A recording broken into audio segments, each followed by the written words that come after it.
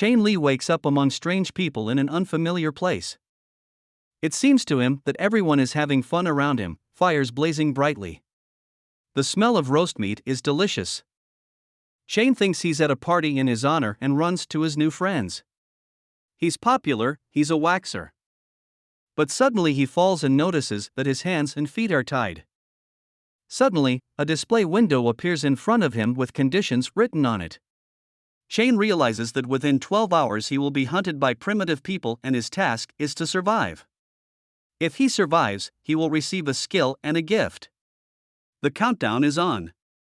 The men around the campfire noticed that Chen was awake and approached him. They were about 2 meters tall and didn't understand what Chen was trying to tell them. Suddenly, Chen remembered the strange hole. And the memories came back to him. He was on a beautiful beach. But here he was after accompanying his rich girlfriend on a shopping trip. Strange men came up to him, and when he asked them how to get out of there, the smallest of them waved a sharpened bone and then threw it at Chen.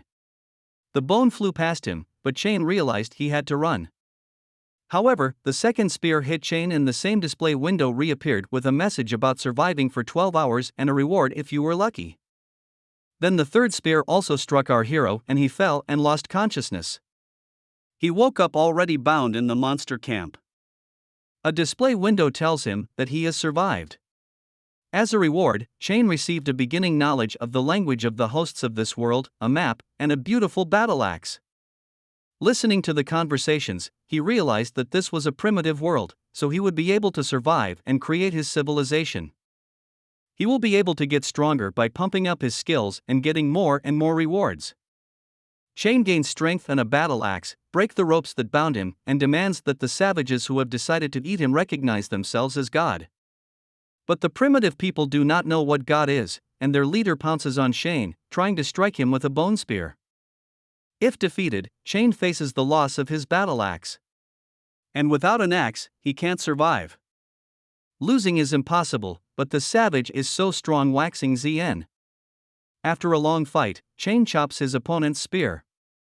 The chieftain is angry, and his tribe stands in a daze. Kill him, shouts the chief, and Chen has to flee again. The first of the savages who caught up with Chen rushes at the hero. Chen swings his axe, but the attacker suddenly runs away in terror. The whole tribe flees after him. How formidable I am, he thinks Chen, but the display window kindly informs him that behind him is a saber-toothed tiger and the guy only needs to rid the tribe of the evil predator. For which he will get points and the appreciation of the savages. Once again, the lad flees, fleeing from the formidable extinct creature himself. But running away indefinitely is impossible. Tiger will still catch up. He's playing with Chen like a cat with a mouse. Only fire can scare him. The boy runs to the fire. Neither dense thickets nor trees can slow the run of the primitive killer. But there's a campfire ahead. With an incredible somersault, the hero reaches the fire and gets a burning head in the eye, a kitty cat. Tiger is annoyed but still strong, angry, and not going to back down. Suddenly a vague sound tears the space. Something much larger than a tiger is moving towards our fighters. Who is it? Tiger and Chen froze. But the tiger did not wait for the unknown man to appear, but turned around and left the battlefield. Chen got 2 points for banishing the animal and decided to leave as soon as possible. Now his strength and agility had increased. Quickly he ran to the tribe. The chief was very surprised that such a small fellow had not been eaten by the tiger. And Chen realized that despite his feat, the savages were not afraid of him. Why not? Then a young girl came up to Chen and began to hug his legs. She called him a benefactor, a savior, and the whole tribe chose Chen as their chief. In this way they expressed their sympathy and appreciation. In his thoughts, the new leader felt himself to be an emperor. A display window informed him that the stage was complete and he received another point and 3 more medications. Points Chen added to his physical fitness, and the medicine was very useful. It healed wounds, but with a shelf life of only 1 day. Tiger managed to scratch Chen's back, and to keep the medicine flowing, he healed his wound. The wound was gone. The savages were once more convinced of the power of their new chief. Our hero decided to get to know his subjects and started with the former chief, who revealed that his name was Shirgu and he was the best warrior of the tribe. Little Agan was a good hunter. Huangshi is the strongest. But Huangshi's sister, Deda, objected that she was the strongest, and she was also good at throwing stones. Sha climbs trees and picks fruit. And Ayu had 2 children and was only concerned with them. Hunter Xiong could find any road in the forest. Shane tried to tell the tribe about civilization, but the people did not know what it was. The promise that they would eat meat every day, on the other hand, excited them. So, the main quest was activated ahead of schedule. Our hero had to build primitive people dwellings and increase the number of people up to 50 people. The deadline was 18 days. The reward was more points and a treasure chest with inheritance. There were about 15 people in the tribe. Shane realized that the next 18 days would not be easy, so he decided to rest before the hard work. At night, Shane was hungry, and he remembered that there was meat roasting on the fire where he had fought the tiger. The boy remembered the monster, but it wouldn't be there forever, would it? By the fire, Shane found not only roast meat but also a hare caught in a snare. Now the whole tribe could be fed. On the way back, Shane fell into a strange hole. But it was the footprint of a huge beast. Could it be a Tyrannosaurus, the most feared creature of antiquity? There's no time to think. We must feed the savages. Fighting over meat among primitive people impresses Shane. He has much to teach them. The one who hunts with the chief will get the food. All primitives agree to go hunting. But there's still a house to build. So Shane tells the savages what a family is. A family is when close people live together like the roots of a tree that nourish its own and leaves. Shane draws a settlement plan with calculations of proximity to water, firewood, and safety. The area should be located between the river and the forest to make it convenient to hunt and gather useful berries and herbs. Hunter Xiong knows all the terrain around him and can give you a hint. But the area is dangerous and bulls live there. Shane decides that the bulls are meat, milk, and pets, and leads his tribe to a new place. Little Xiao Xiong shows the way and leads the tribe to a beautiful place. But for some reason, he is wary and asks everyone to keep quiet. Shane opens the map. There's no better place to settle: mountains on 3 sides, the sea on 1 side. The display opens with pictures of local vegetation, useful, poisonous, and animals, tasty and dangerous. And there's no mention of black bulls. Maybe the kid got it wrong. But suddenly a huge black tree begins to move, or is it something else? Shane is horrified. A monster emerges from the forest. Could it be a bull? The tribe is very much frightened and in shock. Shane goes scouting. He's very scared. They could all die. The bulls are 3 times the size of humans, but they haven't noticed the aliens yet and are pinching grass. Shane decides to find the calf and try to tame it. But the calf screams and calls for help from the adult bulls. The whole herd of bulls run to the calf's aid and want to chase Shane away. Once again Shane escapes. He decides to run across the river, but the river does not stop the angry herd. The tribe watches their chief and everyone is sure it's a cunning plan by their clever king. Shane is trapped cliffs ahead. But his new abilities don't let him down and the guy jumps onto a tiny ledge. One of the bulls fails to slow down and crashes into a rock. The rest of the bulls remain to guard the violator of their peace. Shane decides to climb up. When he reaches the top, he takes in the magnificent scenery and decides that this will be his domain. The game is just beginning. Meanwhile, the tribe is concerned about the king's absence. Former Chief Shirgu wants to take the magic axe, but then Shane shows up. He says the tribe will live here, cuts down a massive tree with an axe, and teaches the savages how to make a spear from a pointed stick. Shane's current stats are Physical Form 2, Strength 3, Agility 2, Authority 0, Technology 1, Possessions 0. Shane teaches the savages how to throw a spear and his spear pierces a rock. The savages are very impressed and all make their spears. The jousting begins and Shane is attacked by 2 of them, but he defeats them. Shane explains to the tribe that they need to practice their fighting and spear throwing skills. He draws a target and promises to give the spear to the first person who hits the target. Shurgu misses, Hunter Shun misses too, the others also fail, and there's only one left who hasn't tried yet. Only one hit exactly in the center of the target and received a spear as a gift from the chief. A large beast is coming towards the forest. The tribe led by Shane prepared for battle. A giant black boar appears in the clearing. At the command of their chief, the savages surround the bull and Shane rushes at it with his spear. With his power he stops the animal and tells the soldiers to throw spears at the bull's vulnerable spots. Aegon and Lan Guchu throw spears, the boar is wounded but not killed. Shane's spear breaks, but Lan stops the boar with a deft stroke of his spear. Shurgu and his companions join the fight. Spears fly at the bull. Hunter Xiong leaps from a tree onto a boar and strikes it. The beast is enraged and slaps its tail at its sides. He attacks, the tribe scatters, and Shane is left to face the monster alone.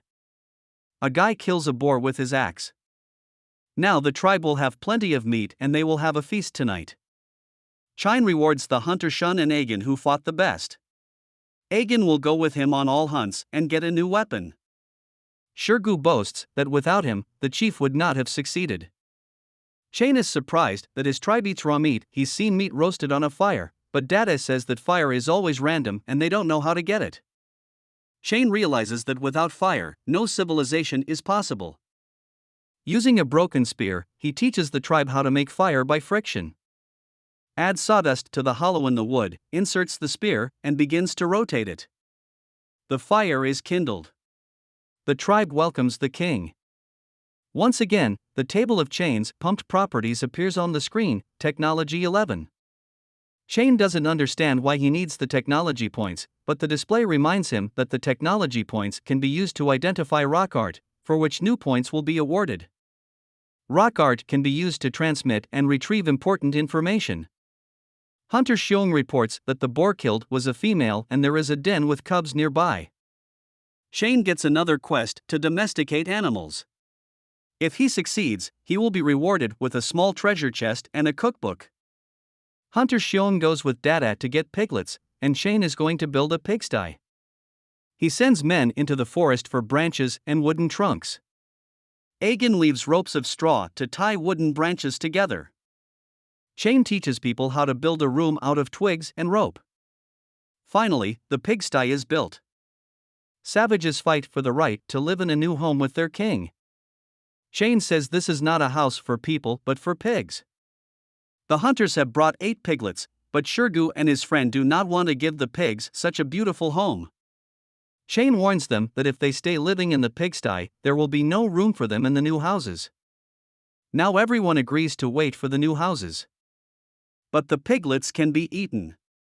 Why raise them? The tribe is perplexed. The chief explains that if the piglets grow and reproduce, there will be meat without hunting. Quest accomplished. The system unlocks a reward: a bag of salt and a cookbook with recipes for fried eggplant, lamb, peanuts, and clams. Cooking with recipes can unlock special rewards. On night watch with Shun, Chine asks him if there are any other tribes nearby. Xiong says there are tribes of Coconut Grove, Sibei, and Giant Rock. But they are unfriendly. You have to go to them in different directions. The Coconut Grove tribe is the closest, about 40 people. They don't like to fight and walk long distances. Their chief is a woman who is not easy to talk to. The Sibei tribe consists of 30 men, they live by the sea, the sight of them is terrible and they fight and kill each other. The Giant Rock tribe is the most numerous, they live in the mountains, their chief has supernatural powers, and can kill a tiger. Shane decides to go to the Coconut Grove tribe. At this time, Dada sneaks up on Shane and proposes lovemaking. Shane runs away, under the pretext that Shun needs to go to the bathroom. Chine and Shun are sitting in a tree near the Sibei. They spot a dodo bird on the beach, which is being chased by people from the Sibei tribe. The dodo bird is unpalatable but lays eggs well. 2 savages quarrel over a bird, threatening to kill each other. Shane thinks that if his tribe and the Sibei tribe unite, they can catch birds together. But Shane's tribe cannot fight the warlike and violent savages. Chen decides to get rid of the black bulls first and then use the resources to create more powerful weapons. The tribe of Shane rejoices at the return of the king. Shane tasks Shig and the men with practicing spear and stone throwing. And Dada gathers women to learn how to make stone axes. Having chosen the right stones, Shane teaches them how to sharpen them against a large sharpening stone and tie them to a stick with a rope. Shane gets new points. Dada made a two-bladed axe. Shane notes that she is a capable student. The display window tells you that you have traveled from the Paleolithic to the Neolithic, and activates the ability to reveal people's hidden talents. Now Dada's axe is the model for how weapons should be laid down. 30 spears and the axes are ready. Dada has done the most, the hands of all the women are rubbed, and they demand to be pitted. Men practice throwing a javelin at a moving target. Lan Guchu and Huansher won, but they were good as a team. He Zhujiao, on the other hand, is not accurate, although he is strong. Shane thinks his tribe might fight the Black Bulls tomorrow. He has a secret weapon just in case. All night long, Shane pokes a hole in big stone. The system told him that the leaves of trees contain poison of paralytic action. If you grind the leaves in a mortar, you can smear spears with poison. Now the tribe is ready to fight the monsters. The women stay at home and the men go to fight. Shane devises a plan where the whole tribe climbs the cliffs and he goes to the rear of the Black Bulls and lures them out into the open. Plan a risky king may suffer. Chen taunts the Black Bulls by throwing rocks at them and the enraged monsters lunge at him. Running to the open area, Shane gives the command for the tribe to attack the bulls. Shirgu and his companions throw poison spears at the bulls, but the monsters are not defeated. One of the monsters pounces on Shane, but Shane, thanks to his acquired agility, jumps onto the rock. But he has no strength to hold on and is about to fall down. However, Shirgu comes to the rescue and pulls his king upstairs. The attack continues. Shane unlocks Shirgu's warlord talent. The poison has worked on the bulls, they are immobilized. But the rest of the herd comes to their aid. The herd must not be allowed to fend off immobile flanks. However, there are only 28 copies left. And little Shun sees 20 bulls. Shane tells the tribe how he is going to defeat the bulls. The 3 immobile monsters are the bait.